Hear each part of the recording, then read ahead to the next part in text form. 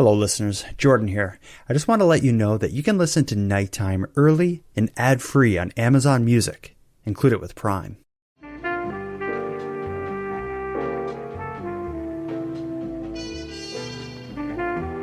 You are tuned to the Nighttime Podcast, focused on the fringe of Canada. Hello listeners, and welcome back to a planned two-part series covering the police-involved shooting death of then 17-year-old Riley Fairholm. In our prior episode, we were joined by Riley's mom, Tracy Wing, who told us about her son, his death, and her mission to hold the police accountable for what she and her many supporters believe was the unnecessary shooting of her 17-year-old son. Tonight, we'll continue to explore Riley's story, but we're going to shift our focus to another one of the heartbroken loved ones Riley left behind. Our guest, Camille Larouche, met Riley by chance on a notoriously bad app. Then, a week later, they were a couple. The relationship would extend across the majority of Riley's last years of life, and during it, Camille would experience many of Riley's ups and downs. And she's about to tell us all about her time with him. So let's get into it. Tonight, in this episode of Nighttime, we'll be joined by Camille Larouche, and our topic is the death of Riley Fairholm.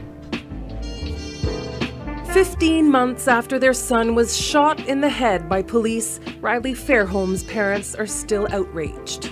The night he was killed, Riley called 911 and was waving a pellet gun when 6 police officers arrived. His parents were surprised to hear that it took only 1 minute from the time police arrived on the scene to the moment their son was shot once from a distance of about 100 feet. They wish officers had taken more time to try to talk him down. The decision was a poor decision by one officer. I would expect if there was that much of a emergency to fire, there would have been more than one bullet fired.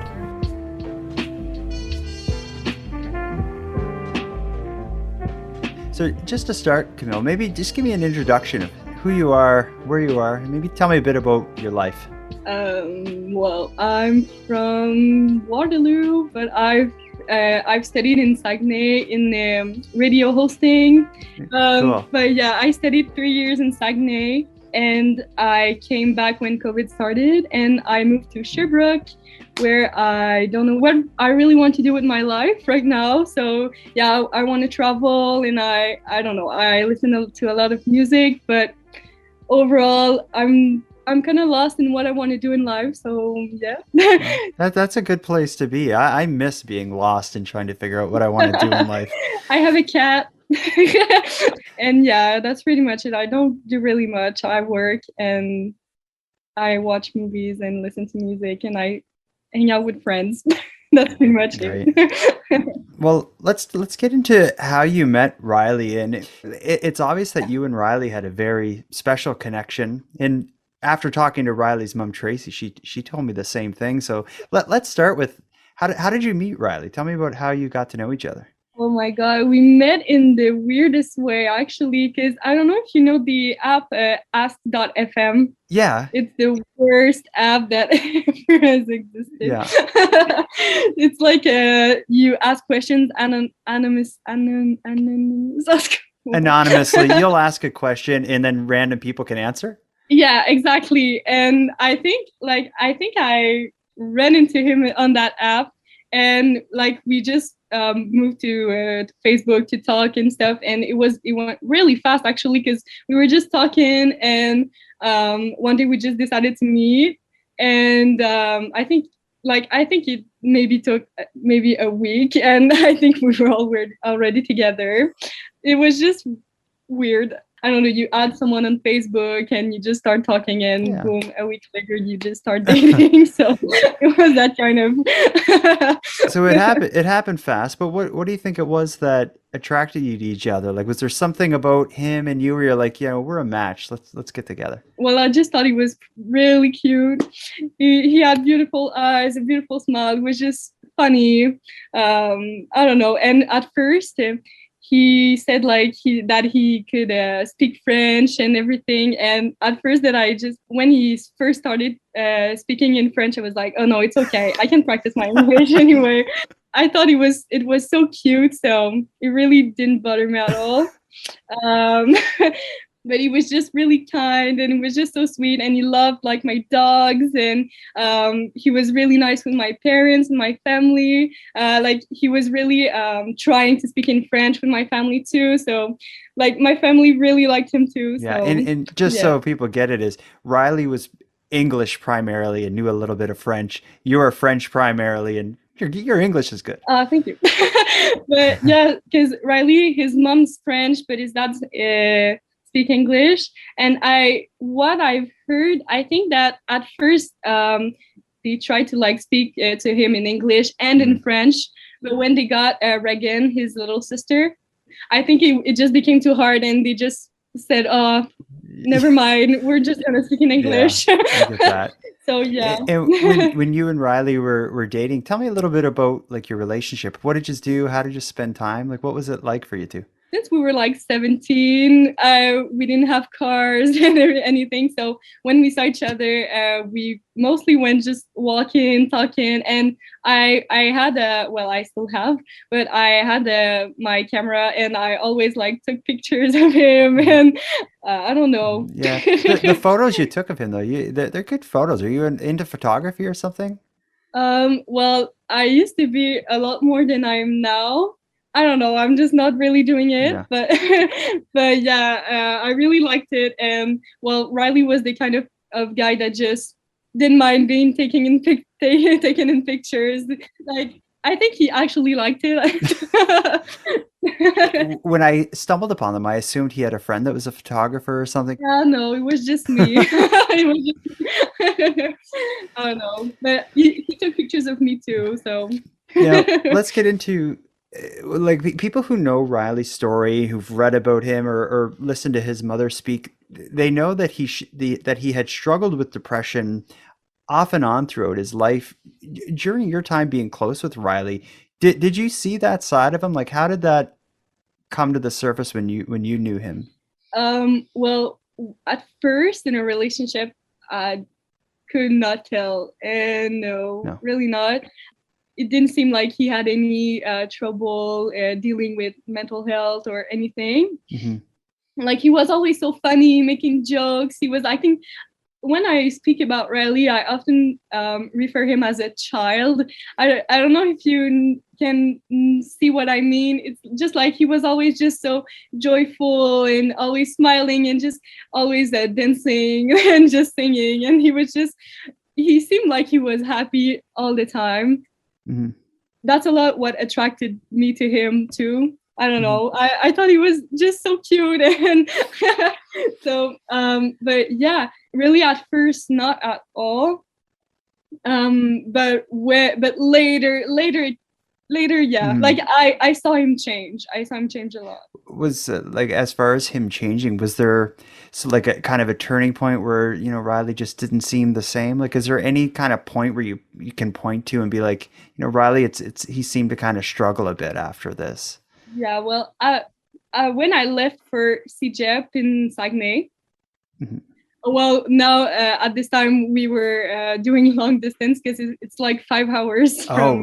Really? Why did you leave? You were going to school away? Was that why you left? Yeah, I was going to school, and the program I was in was only being taken in Saguenay. And how did you and Riley do the long distance there? You're just on the phone all the time, or? Well, it didn't last long actually. We broke up not too long after I left. Okay. And I don't know, at that time, I feel like it's that point when I think about it, I feel like he started being really different. He, like, I feel like he was mad.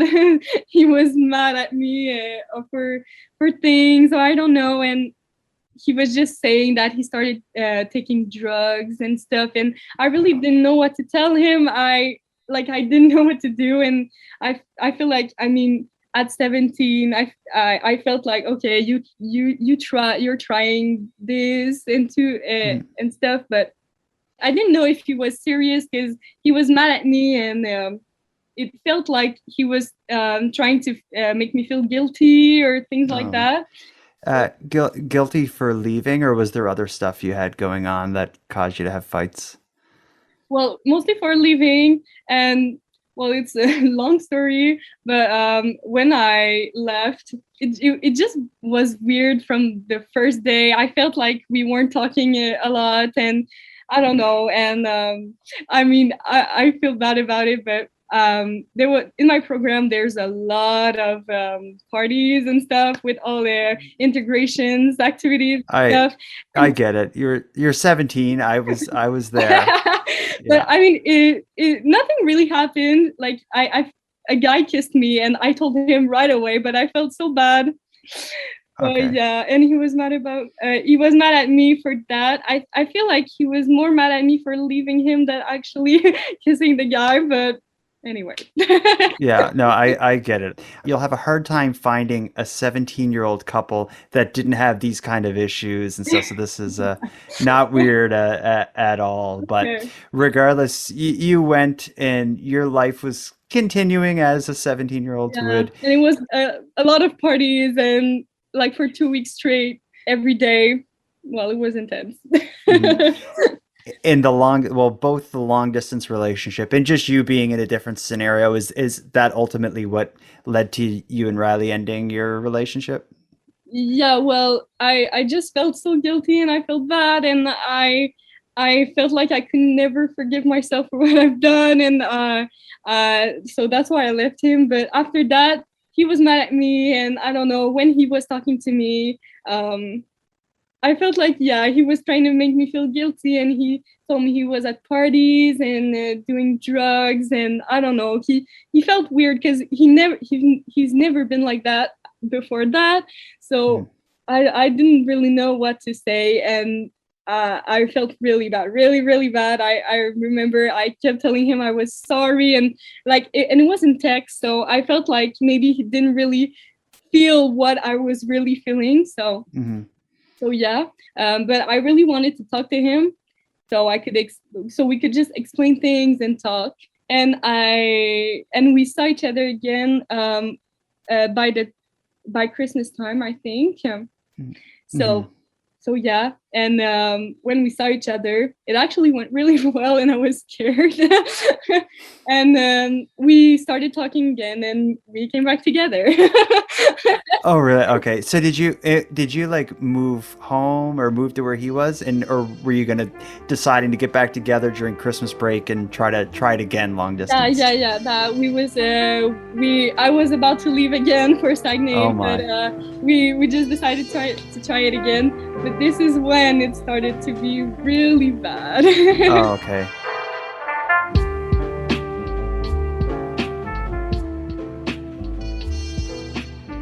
So after Christmas break, you're back together and you go back to school.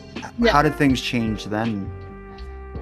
Well, I really don't know what, and it was okay, but I felt like not that he had trust issues, but like it became a really toxic relationship. And it was just really bad. And at that time too, my parents were separating too, and it was really hard. I don't know, just things like that. We would split up and go back together. But like at first when that happened, like I loved him a lot, so I would come back to him too. But at some point it was really hard for me with my parents and everything I was dealing with too. Yeah. But then he started to really talk to me about the fact that he wasn't doing well, that like at school it was bad. His teachers were just not nice with him, or I don't know, they weren't fair. So one day he told me that he went to his uncle's house, and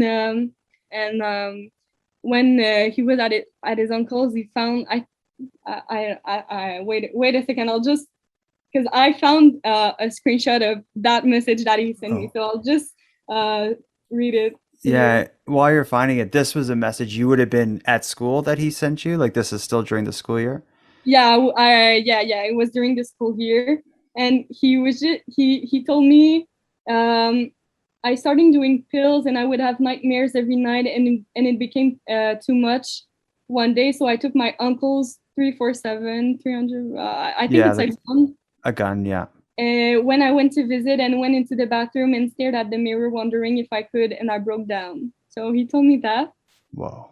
I really didn't know what to say to him. I would just feel really bad, and I remember I told him that like he wasn't feeling good right now, but I was like, there's something that's going to happen soon to you, and I was like, there's something good that will happen. You'll find what you want to do in life, because he kept telling me that he didn't know where he was going, what he wanted to do with his life, that he didn't see himself live past 30 and stuff like that.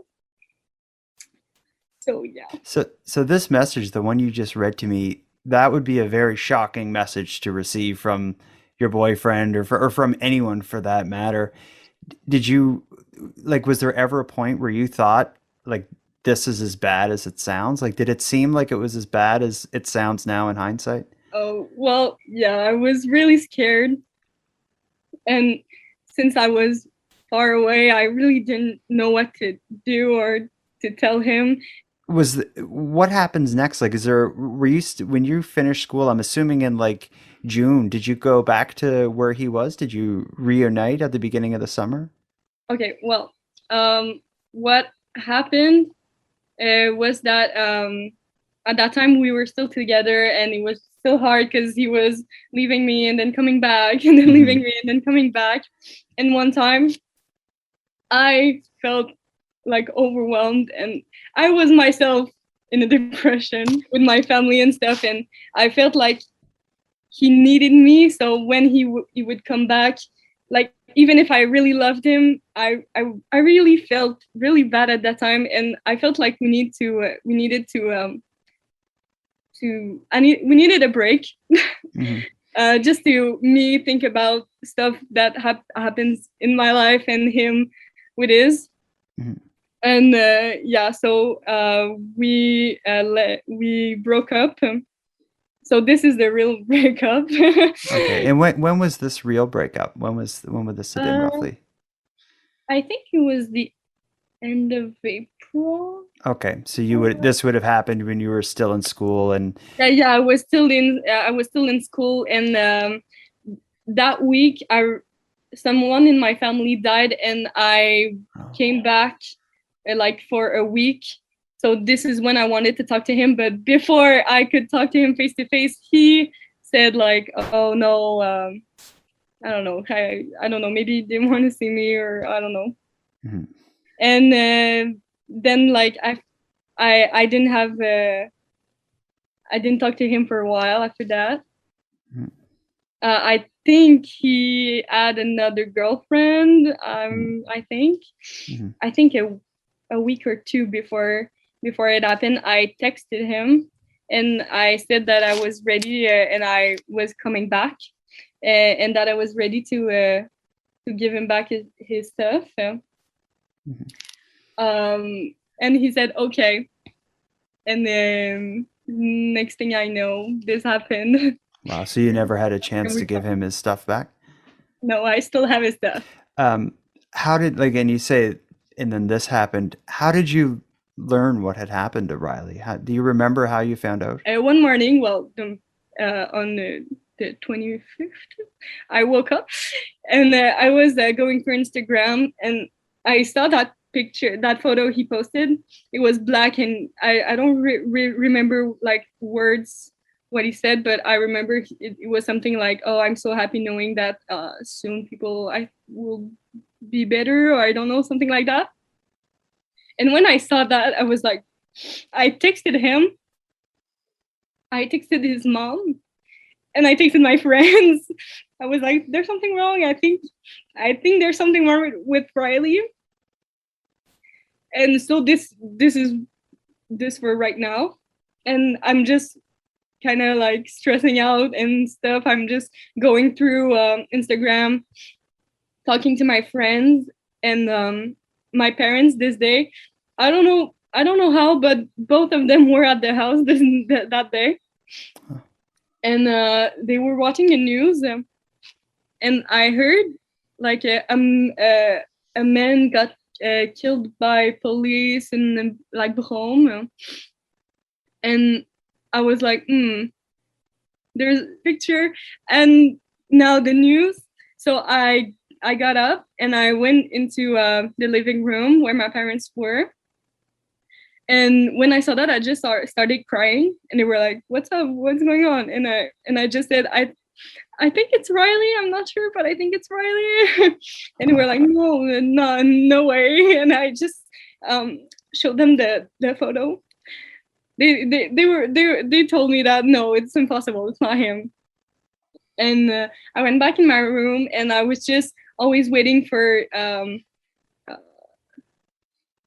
other news to come. And I think every 15 minutes or something like that, there was something new. And the first thing was, it wasn't like a man. Oh, okay. So just then I was like, and then it happened at that street. He lived not far from there.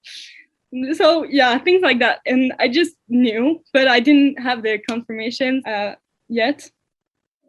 And I think like maybe an hour later, I received a message, and it was a journalist, and she told me, "Hi, I think you knew the guy, like the guy who got killed by police in Brome Lake." So this was my confirmation, a journalist. Oh my goodness. That wanted to talk to me. Yeah, like when he had posted the photo to Instagram that initially made you concerned about him, like on Instagram, people can add comments to photos. So I'm thinking when that happened, you were probably going through to see what people were saying, like, because Riley's other friends, I'm sure, were writing stuff. Like, what were people? Were you the only one that seemed really concerned, or was all of his friends panicking, do you think, at this point? I remember scrolling through the picture that he posted, and really like nothing was really happening. But I kept scrolling on Facebook, all the articles and stuff like that, and I saw comments about random people just saying, "Oh yeah, one less killer." Well, Okay. I don't know. They were just like, people probably saw a news article and assuming that the police, stopped a crime and. Yeah, well, since there weren't a lot of informations, they just believed that police killed him because he was dangerous and stuff, but he weren't. And yeah, so I was really bothered by this comment in particular. So when the journalist texted me on Facebook to have an interview with me, I said yes, because I really wanted to show what he really was, and he was not a killer. So, and now, like we're talking now a couple years after it happened, and a lot more is known about what actually happened that morning. What are your thoughts on how the police handled this within 61 seconds of arrival to shoot him? Like, how do you feel about that, or what are your thoughts on that? I feel like it went really fast. I just can't believe that by the time they stopped him and the time they shot him, I don't understand why it took 61 seconds. They had time to talk to him, to try to help him, I don't know. I just feel like something's clearly missing from that intervention. And now, for like so many people who know Riley's story, they know it in the context of the way his life ended and his mother's quest for justice and accountability for the RCMP. And I think when people spend a lot of time in that side of the story, they kind of miss who Riley is and was and what type of person he was. For people who don't know Riley outside of his story, like how should people remember him, and how do you remember him without thinking about the way his life ended? Riley should be remembered as a funny, kind, and just really nice and gentle. And so, he felt like he was happy, but I don't know, but it was unnoticeable. You couldn't tell.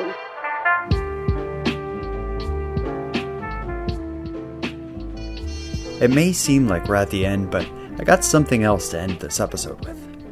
Something often happens after a discussion's over. Oftentimes, the microphone is no longer recording and the moment's lost. Other times, I get lucky and I forget to stop the recording. But tonight, something altogether different happened. Not long after getting off the call with Camille, I received a voice memo from her which shared some of her thoughts that were even more personal than what came out in our interview.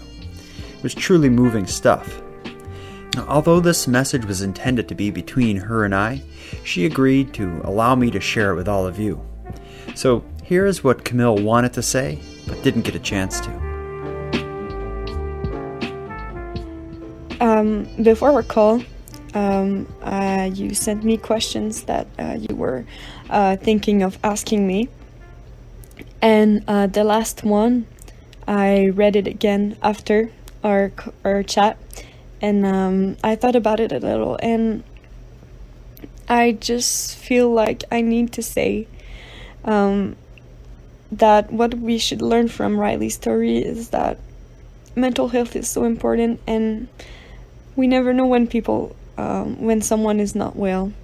Some people can hide it really, really, really good.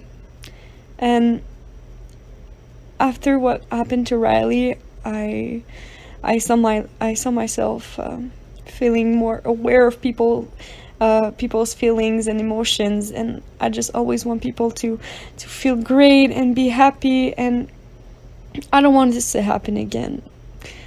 Let's just tell people that we love them and that they matter to us and they're important. And I feel also like I should have talked about a sign that I had, because I've been looking everywhere for one for the past 3 years, and I don't know if it fits in the subject of our conversation, but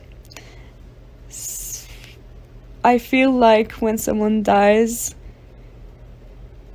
it's normal to be waiting for a sign or something, I don't know, but it also gives us hope and helps us feeling so much better. And my sign was a dream, and my dream was that I was at my grandma's house and it just knocked on the door, and I said, I'm gonna take it, I'm going to open the door. And when I opened the door, there was Riley, like if he was coming back from a long trip that we all thought he was dead, and that he came back.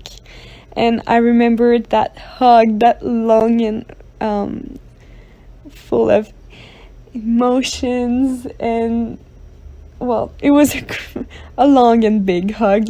And I remember him telling me that everything was okay and everything was good, that he was happy and everything would be alright.